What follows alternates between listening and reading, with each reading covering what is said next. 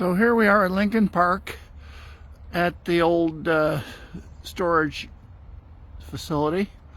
It's now fenced off, and everything that's hanging over this fence is going to be interfering with the pickleball players, and I'm concerned that these trees are going to have to be limbed up excessively. So I'm also concerned that inside the fenced off area is other trees that are on the far side, on the south side, and there is trash heaped up at the base of these trees. That's a problem for me. I'm an arborist, and all along the entire length of the what used to be old tennis courts, which is now a storage yard, is trash. So here's some examples of the trash piled up against the tree trunks. That's a problem for me as an arborist, because I want my parks department to protect public assets. Here's another angle viewing of the old tennis courts, and as we zoom in we can see the trees at the far edge.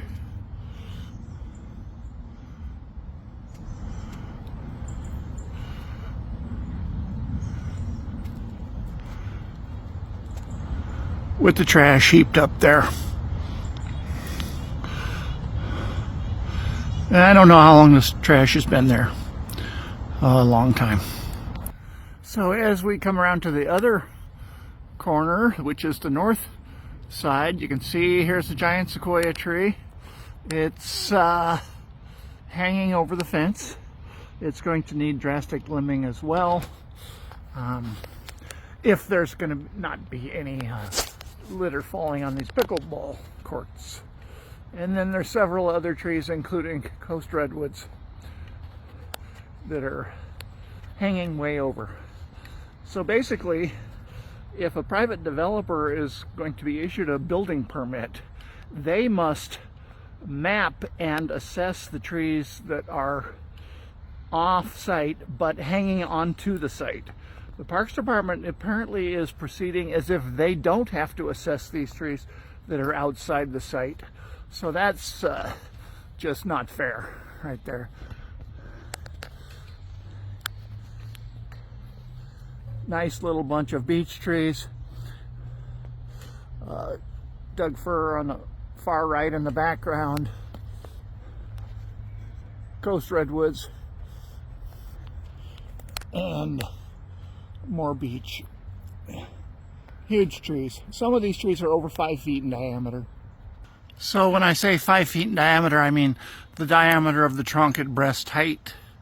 I put a little water bottle up there so you could see exactly how big this tree trunk is.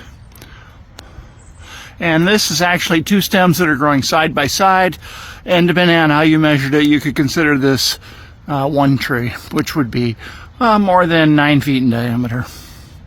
So we're just outside the fence on the north side of the tennis court.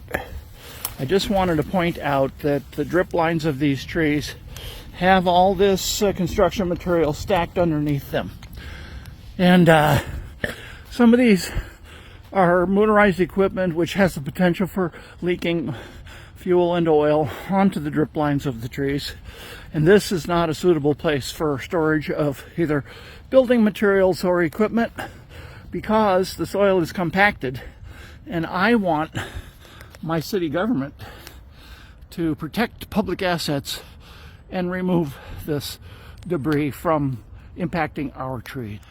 So here's another 5, maybe 6 foot diameter coast redwood tree right next to the pickleball courts. The branches hang way over. This tree would need drastic limbing to satisfy the cleanliness sanitation requirement of not having the litter material fall onto the courts, increasing the maintenance schedules. But the thing that bothers me the most about this is that our government is lying to us. This is not a conversion. There are no tennis courts here. They should have used the word former if they wanted us to believe that. These tennis courts were decommissioned and are no longer described in any land use information as tennis courts. It tends to kind of minimize the action. So some citizens have come along and they gave some information about this project. Here's the QR code. You can find out more. Just go to protectlincolnpark.com. And today we had a little protest out on Fauntleroy Way. You can find out more about what's going on. Some of the specific issues are that there was no public comment period on this. There is no environmental review. There are no management use guidelines. This violates the Urban Bird Treaty, which I attended, and you can see my video of the signing of the Urban Bird Treaty on Facebook.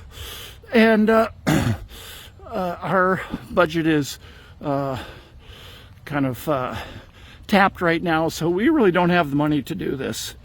So if you want to become involved in this, if you want to learn more, you can write to your city councilman, council@seattle.gov. Of course, now 4 of them have declined to run for re-election. They are bailing. They don't have the support.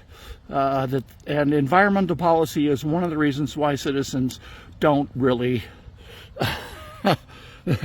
want to re-elect city council members. So please write to them and ask that Lincoln Park construction be stopped immediately. We want a public meeting about this. Lisa Herbold, council member from District 1, has asked for this public meeting, and I hope you can put that in your letter. And thank you very much.